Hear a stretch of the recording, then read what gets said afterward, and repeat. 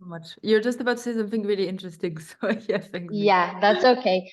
Yeah, so I was saying that my first point of contact with a categorization of the regenerative movement was through the work of Barbara Marx Hubbard with the Wheel of Co-Creation. And that was in combination with a project that I was supporting on Gaianet. The New Earth Experiment is the name of the project, which was instigated and led by Dan, co-founder of Gaianet.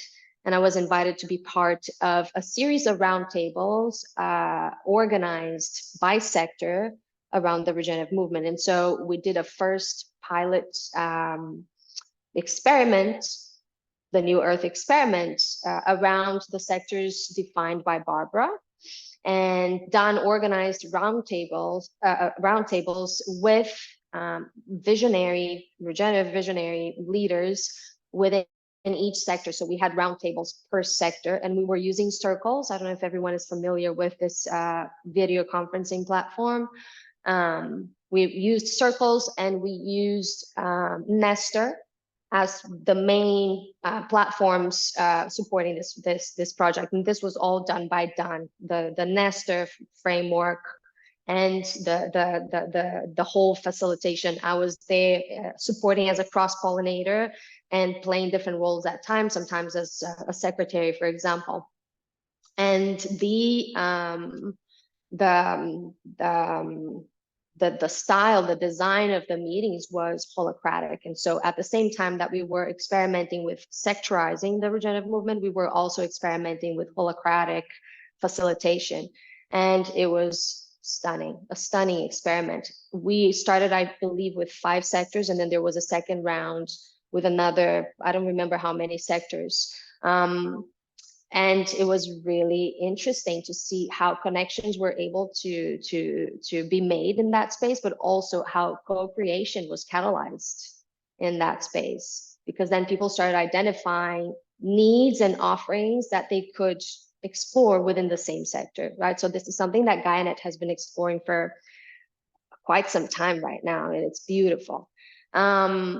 And then, you know, in getting in touch with different regenerative projects and people sending me links, especially after launching the Weave, I started seeing a lot of people using the SDGs as a framework for regenerative projects. And I'm going to be very straightforward about this. When I see a project based on SDGs, to me, it's not a regenerative project. Right away, you know, I have a feeling that it's something like it's a project that's still understanding what regeneration means. It's not a regenerative project.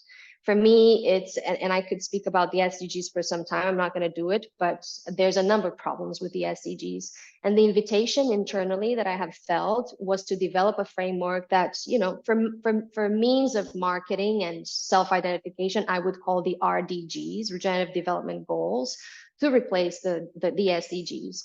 And yes, there's been a framework, the inner development goals, that I feel have pushed the boundaries and expanded the conversation a bit more, but I have never seen a framework that is actually serving the regenerative movement, right? So my question was, how are we going to look at these categories? Because when we look at the Wheel of Co-Creation, it's an excellent framework, but there are still little gaps I see, or some of the terms are quite abstract and not really grounded, and don't bring that opportunity for self-identification that Victor is bringing up here. And then I was invited by Brad Knight to co-organize Regen Week, which is a gathering that we're co-organizing for next year here in Tulum from the 21st to the 28th of March.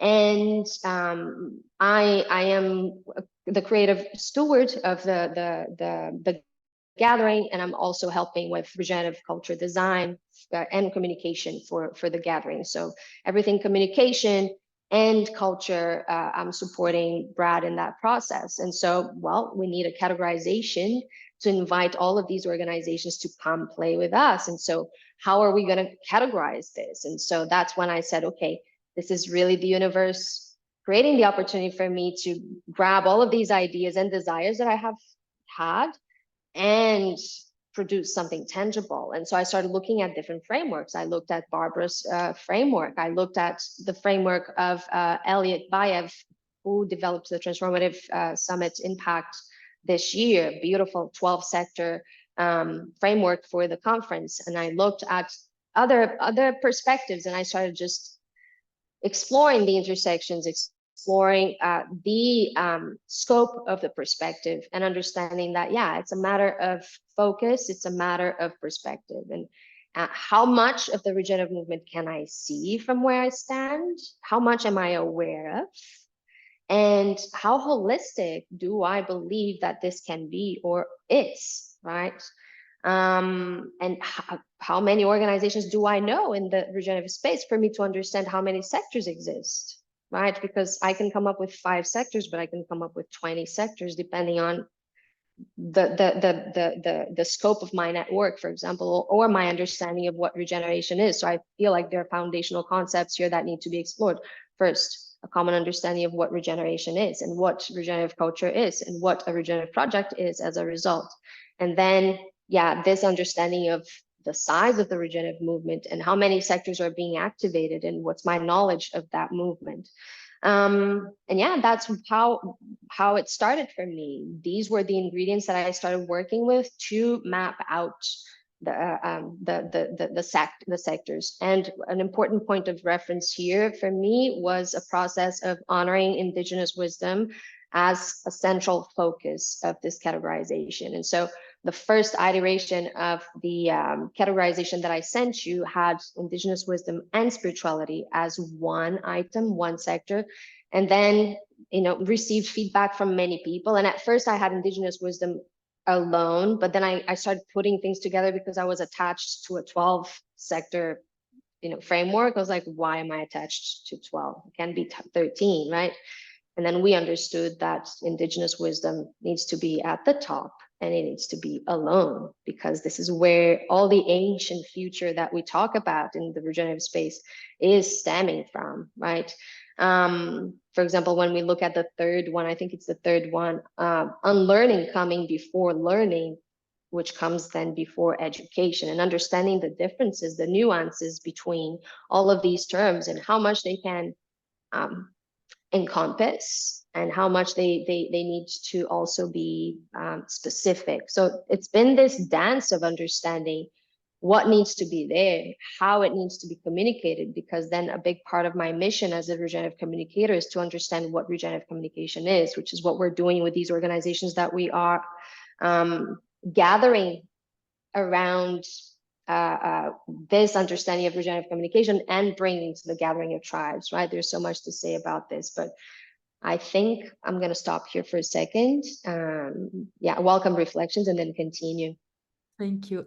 Simon, I really want to give you the space. I just want to say I'm amazed at the mirror of our experiences. Like, Simon, I was looking at you, but all the process that you went through while categorizing, literally with Simon, we went through every single one of the steps. Like, how many categories? 15 is too much. Why is it too much? I like literally everything you said we went through. And I just want to say I'm an absolute fan. I'm really passionate about not reinventing the wheel and trusting people and their knowledge and wisdom. So to me, the key thing in this meeting is like, how do we harness all the work you've already done and how do we kind of support it being brought to an even wider community through the gathering, right? And how can we support you, like even improving it potentially, whether it's just through the reach or whatever. But yeah, Simon, please go. When I find the unmute button, thank you. Yes, thank you, Barbara. That's really, really interesting and rich. And as Audrey was saying, it's kind of very much mirrors our own process, which is really reassuring. I'm kind of bringing in something which actually I think my understanding is it's actually rooted in a whole lot of indigenous traditions. The whole aspect of, and in particular, I've been learning this just recently, my partner Ria and other people in collective presencing and art of hosting and other things. Many sources, the importance of the question over the answer. And what I would like to bring in right at the front here, right front and center stage, is what Audrey and I have been talking about for several weeks now, that we are not trying to define between ourselves what the categories are, but we are really trying to seed it and go through a process which I think to me is even more powerful, and that is to ask people, and we're intending to get people together and say around these initial things, around these initial categories, and say, well, what are the live questions? What are the live questions which arise for you in connection with these topics? Because it's going to be around the live questions. I mean, not specific questions which come up at the time, but it's going to be around questions which are going to draw people together at a gathering of tribes. It's not, I mean, it's less likely to be, oh yeah, well, here's a label, but the questions really engage people in a positive way. And I think it's the questions which are generative and up to a point regenerative, because once we open ourselves to questions, then we're able to kind of regenerate our own conceptual structures. And I think that's so important. So the process that we had envisaged, and which I hope we're going to stick to, is that we start off with these with this categorization, which I think we've done a brilliant job. You've done a brilliant job, Barbara. We've done our own job mirroring that. I think, barring one or two things like whether indigenous wisdom should be by itself or not, I think we've got a really good kind of coherence here. And I was interested, and I went out and actually looked at the other. These are people that I happen to have come across or heard about.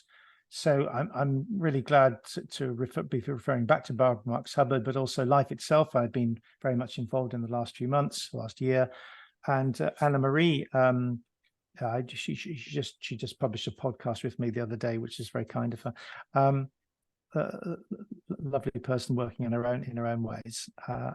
So the process, we've got at the moment, we've got 15, have we? 15 so far. And okay, the point to my mind is not to, not to us. I don't want to put myself on a pedestal and say, well, look, I've got a better idea about how these things should be categorized than you have. No. I want to say, let's actually ask people what the live questions are, and actually ideally do that in a circle fashion, in a kind of using circle practices of various sorts, and try and get the questions out. And then once we've got the question pool, which is going to be obviously each one of these, it's interesting actually, this is just in the last few days, Anna Marie, if you go to Anna Marie's page, which is linked there, you'll see she's actually already developed quite a few questions actually. So get the questions, put the questions together, and then see if we can actually tease out the questions into kind of coherent groups. And then those questions will serve to define for us what the topics are. And that's so important for me, because I realize that even however well we do on little labels, short labels of 1 or 2 or 3 or 4 words, even however well we try on that, that's still, those words are going to mean different things to different people. Because that's the nature of things. We all attach our own different meanings to particular words.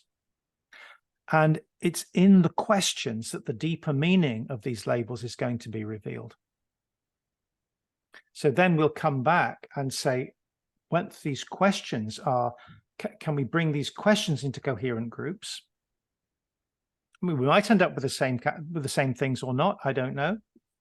But then we've got a coherent framework then for the encapsulating, presenting, really embodying and bringing to life the categories that we want for the gathering of tribes. Do I need to say more on that, Audrey, or can you help me? No, I think it's great. I just wanted to continue on what you're saying and throw the question back at Barbara, which is two things. One was, for us, we see the questions as a key part of the categorization, because the first question that came to us was, how do you define them? There is words, and words have connotations, and those connotations are very different depending on cultures and backgrounds and experiences and psychologies and so on and so forth. And so we were thinking that instead of defining a word or a group of words with more words, we would define them with the questions that were alive. And this is also, I think, what I had mentioned, but what our idea was behind organizing those themed meetings, which are 100% similar to what you did with Gaianet, I now realize. The idea behind those meetings, well, we have the words, we had the categories, we throw those categories, one meeting per category, easy, and then we ask the people, what are the questions live in this category, and does the word actually that we chose arbitrarily, kind of, do they make sense to you? Do you identify with them? If not, what words come alive, and so on. So this was one thing.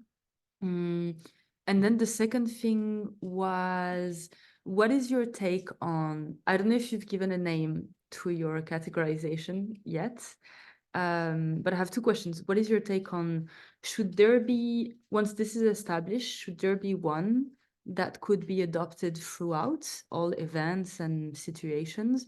Or do you think it makes sense to adapt it a little bit further depending on the event and the nature of the event and the people who come to it?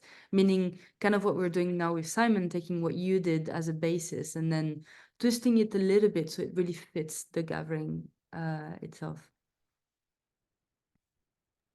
Audrey, could you please clarify what's the question related to words, the first question? Yeah, the question is more, how did you test out the categories and how do you define them? If you do, maybe you don't. Maybe the words are enough. Yeah, thank you. These are great questions. So I'm going to start with the second question.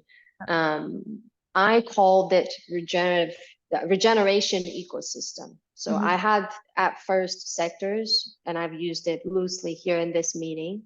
But my journey as a regenerative communicator has been to understand what's the foundation of regenerative communication. And one of the aspects from my perspective of regenerative communication is biomimicry, right? And so we're really diving into creating a language that's much more natural and less artificial. And so wherever there's the opportunity to bring biomimicry, that's what we're exercising.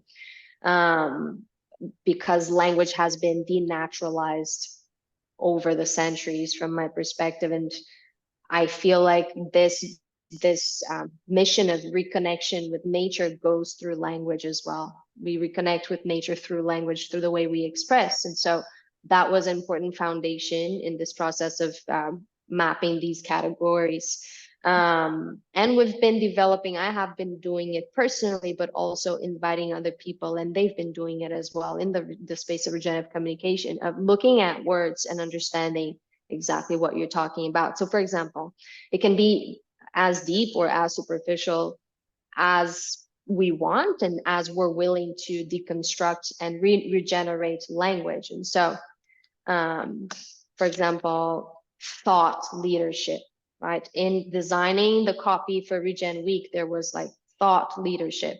It was like thought is not a regenerative word. I feel like maybe vision is something that's much more applicable. And then you can understand maybe that my perspective there was that thought is a mind-centric perspective. You know, when you look at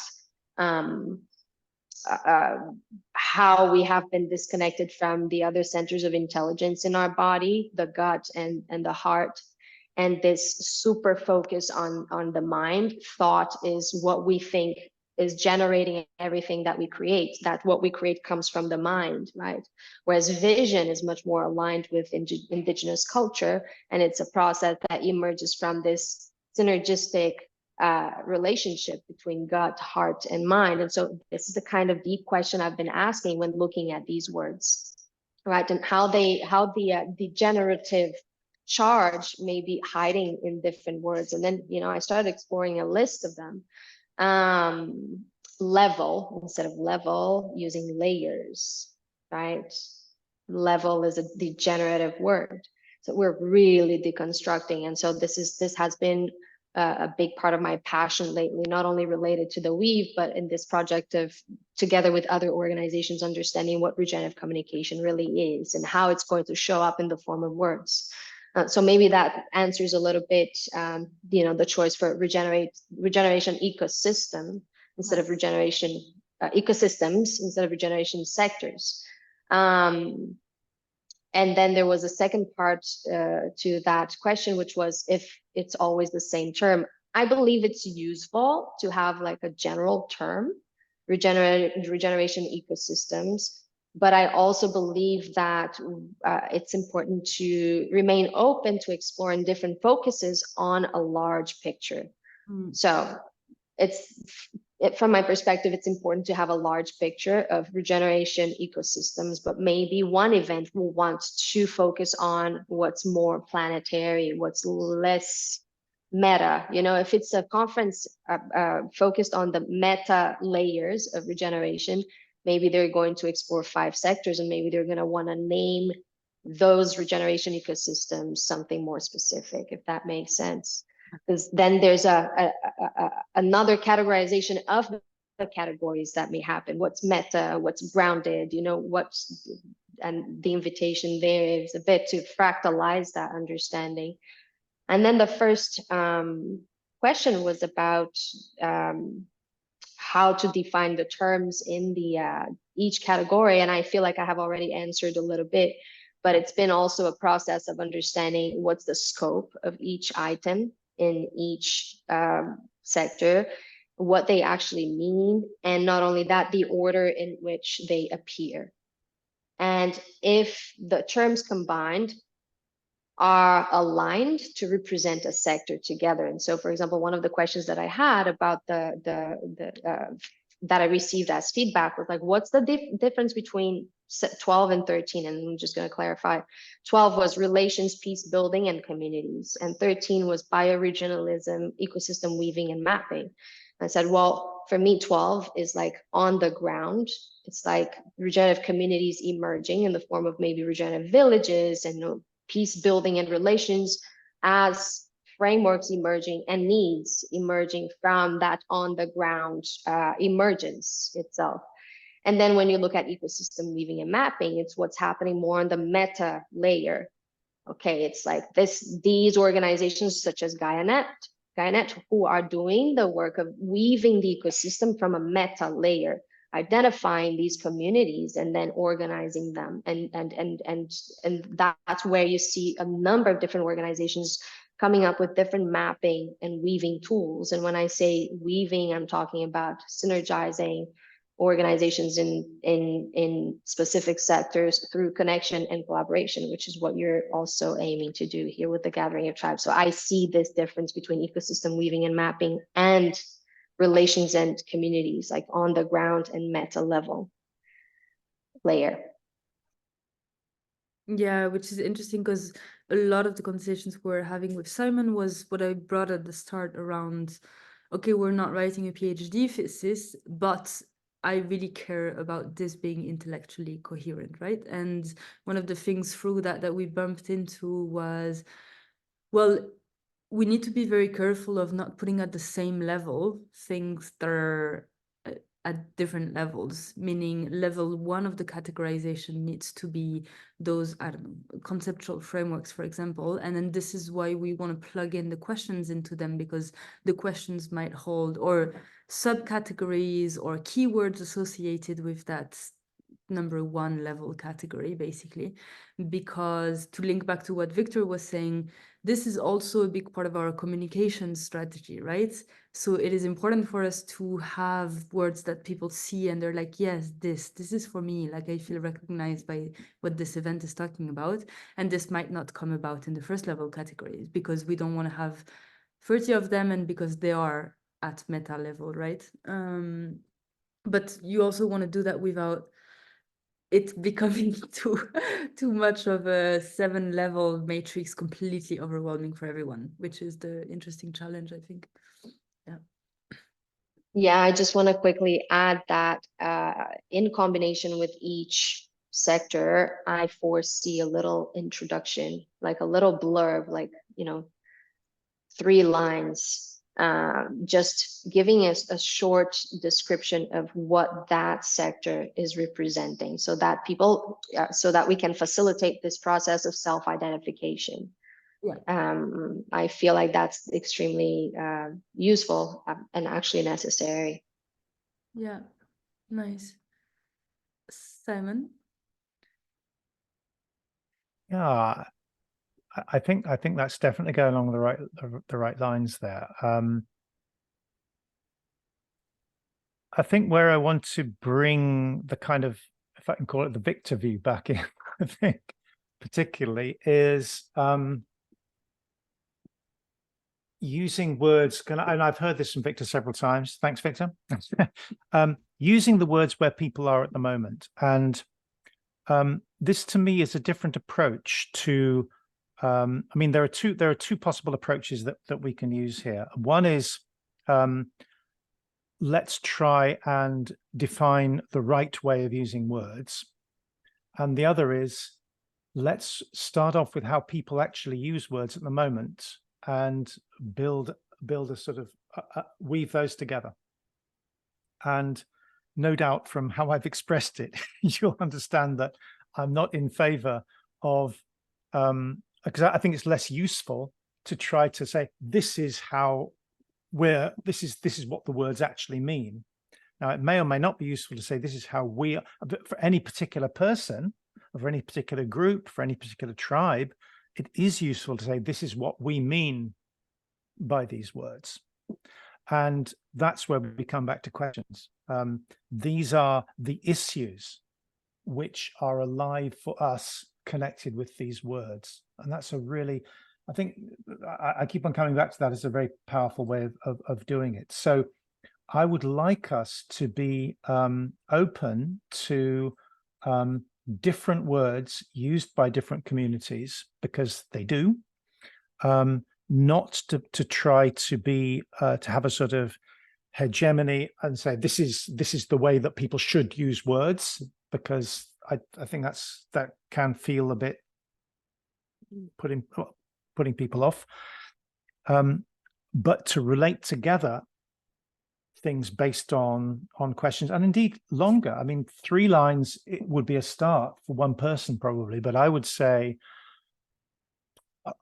I could imagine a whole set of essays on a wiki about, or a whole set of resources, like this is what we mean by this, and and both, all the way ranging from academic articles to poetry, from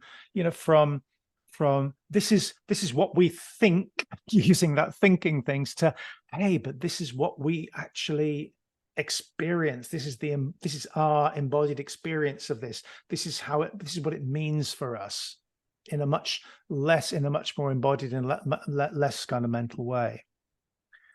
So I think I'm just saying that I want to be really open to that, a range of different languages, and include as many as we can of the key phrases, the catchphrases. Like, I mean, the one that you can see on the chart here, sticking out at the bottom, is like regenerative tourism, which, yes, let's include it, Victor. But whether we want to kind of include it in a kind of slightly bigger framework, I'm suggesting regenerative cultural exploration and exchange, but then, maybe that's not the right word. That's just my suggestion.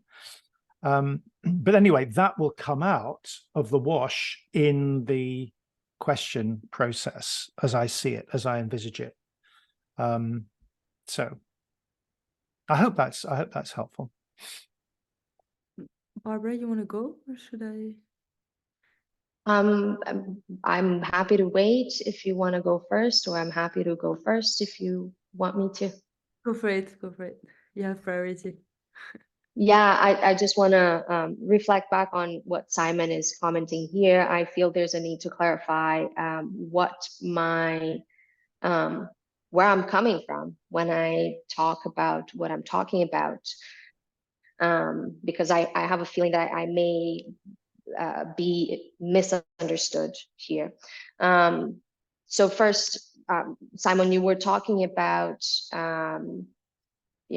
talking to people and meeting them at where they are right now in terms of language. I feel like it doesn't matter if it's the regenerative movement or whatever it is, we all have different roles and we position ourselves in different places from different points of view. And as a result, we bring different contributions to the space. So some of us in the regenerative movement are bridgers. Some of us are doing more work within the old paradigm, bringing transformation for that space. And some of us are visionaries. They are proposing new models that are not ready to be adopted, but they're looking far out and wanting to ask questions in terms of what that will look like as we transition, as we go through this transformation, as we evolve towards what is maybe a more distant vision of the regenerative movement. And so I feel like this self-awareness and also this awareness of our different roles in the movement is really different. Maybe the Gathering of Tribes is positioning itself as a bridger, or as someone who, instead of creating the future, is sensing the present moment. And so I feel like it's really important to understand what is our role within the regenerative movement. I'm very aware that my role is the role of a visionary. It's someone who's not sensing the present. It's someone who's not taking the temperature and trying to adapt to what's happening now. It's someone who is looking far and understanding what's going to look like further down the line. This is what I'm interested in. I'm interested in challenging what exists right now and inviting people to explore a different point of view. Does that mean that my point of view is the only one or the correct one? Not at all. And that's why I've been working with a number of different people and gathering with different organizations and inviting as many as possible to co-create something together collectively, right?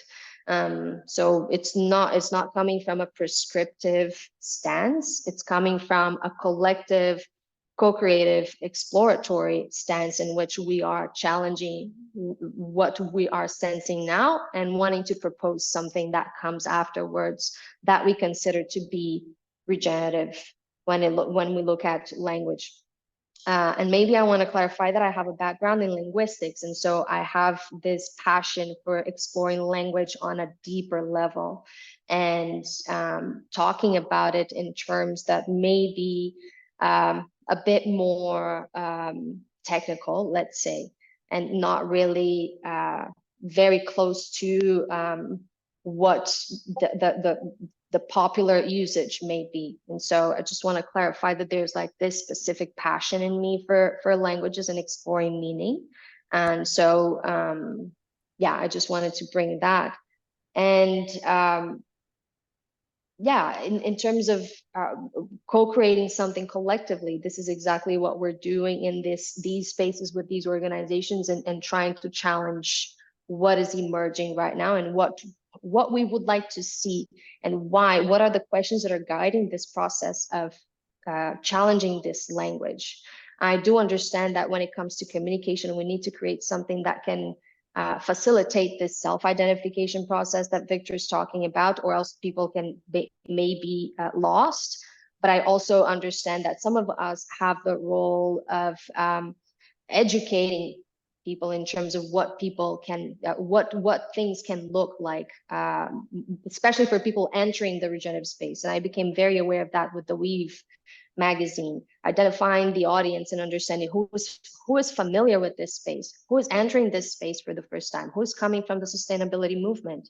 And that's why, for example, we created a regenerative glossary, because we understood that certain terms were novel terms that were not necessarily understood by part of our audience. And so there's also this importance that I identify in educating a part of the audience, in our case, in understanding what the regenerative space is and how it is talked about.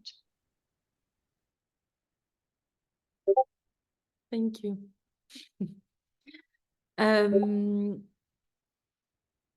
Yeah, I just want to, I'm looking at the time, so I want to kind of wrap it up and try to stick to our expectation of actionable intelligence from this call. Barbara, I had one more question for you, which was, well, two actually, very quick ones. Number one was, you started the call by saying this came about with the organization of Regen Week, right? Partly. Why and how? As in, why did you think that this event needed categorization of the ecosystems, and how are you going to use it? And the second question is basically what we thought about with Simon around having those themed conversations. It seems to be very similar to what you did with Gaianet last year or this year, which was very successful. I would love, again, to build on that and to not redo exactly the same thing as you've done. So could you share some learnings or recommendations, potentially ideas for how we could kind of use this and bring it further rather than, you know, do the same thing again? Sure. Regen Week. Regen Week is being designed as the biggest global gathering of regenerative vision leaders. So this is the ambition. And we're looking at over 100 organizations joining us in March for a week and exploring a sector-based kind of approach that is also decentralized and co-creative with organizations. And I know that Victor is aware of it because Brad told me that he's been talking to you, Victor.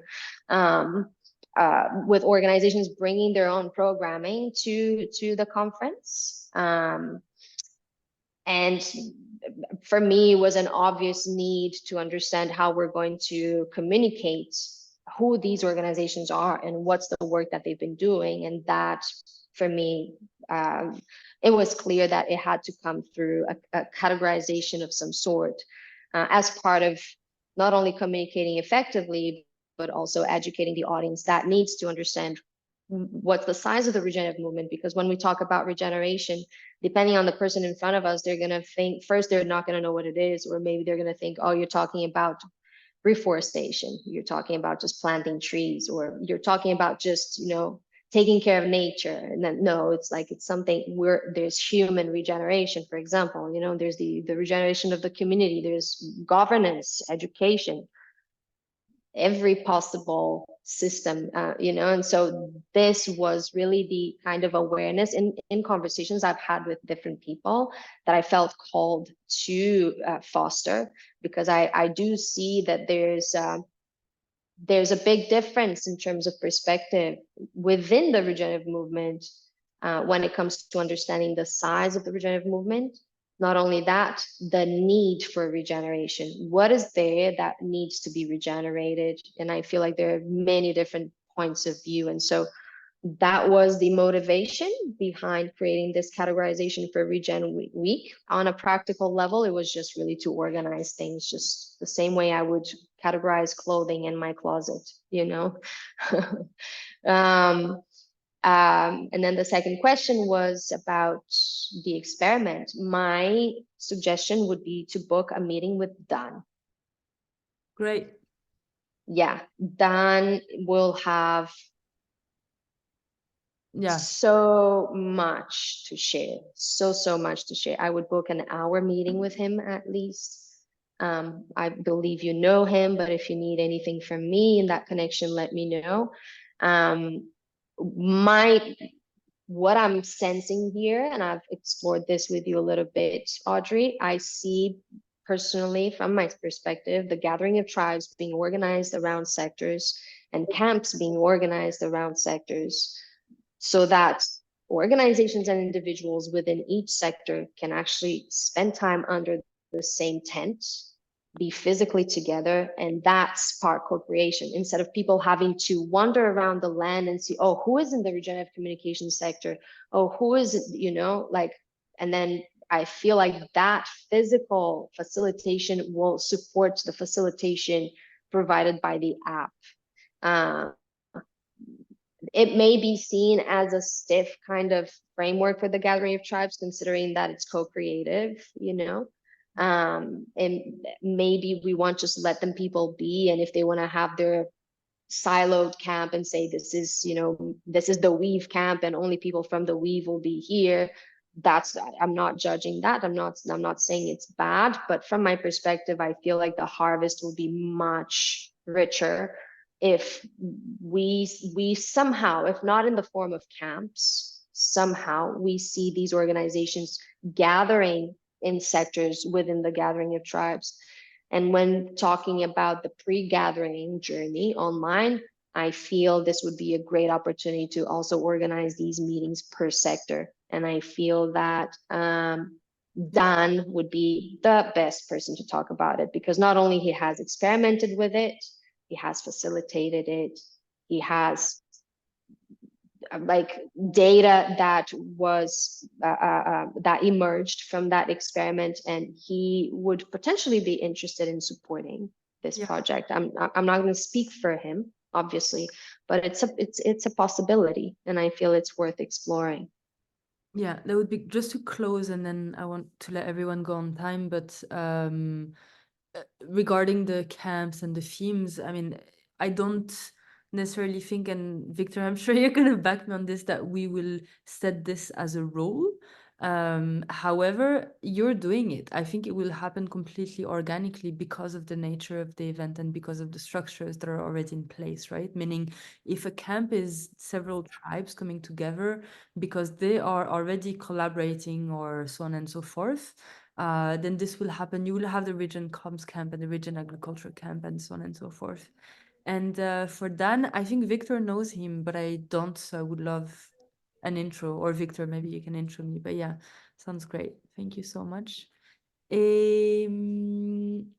Should we do a round of checkouts, thoughts, comments, what we think would be useful going forward?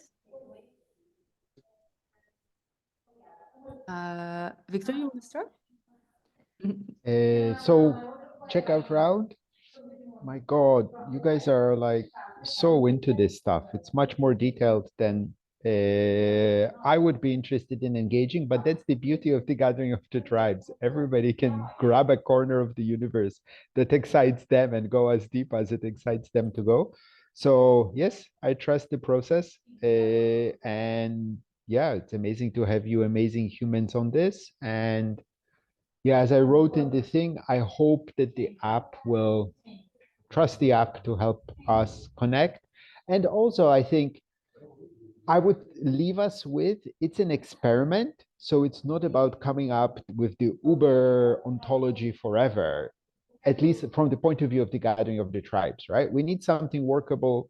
We try it, it will not work in some ways, and then we will learn. But as long as it's good enough, then, you know, we can iterate and iterate. So at least from the point of view of the gathering of the tribes, it doesn't have to be like perfect. Even if it's like where it doesn't work and it creates friction, that will also be a learning, right? So great conversation. Thank you. Lydia. Yes, thank you so much for all of you for sharing your wonderful thoughts and ideas. I'm happy to learn more. I think I will try to connect with Victor after the meeting to really see how I can integrate myself more within the group and how I can find myself useful to all of you. And thank you once again for having me here. It's been there, and happy to learn more. Oh, sorry, to Simon. Yeah, thanks. This has been really, I just feel we're actually on the real cutting edge, as they say, but there must be a better word than cutting. Cutting edge is so like modernist and no, it's the growing edge. It's the growing edge, not the cutting edge. I think we're on the growing edge, on the leading edge of on the sprouting edge. So very exciting. Yeah. And I'm looking forward to hearing from the three of you who have nobly just taken back seats. I'd really love to hear what comes across for you. So with that, over to Hira, maybe. Okay, so I think the conversation you guys was amazing, especially the part Barbara has mentioned. I never thought about it, the linguistic part. and it is something new to me. And again, as Victor said, everybody is like into it. So I love it. I'm looking forward to conversations like these, and I would love to, be there and listen to you all. So over to Deepa. Thank you, Hira.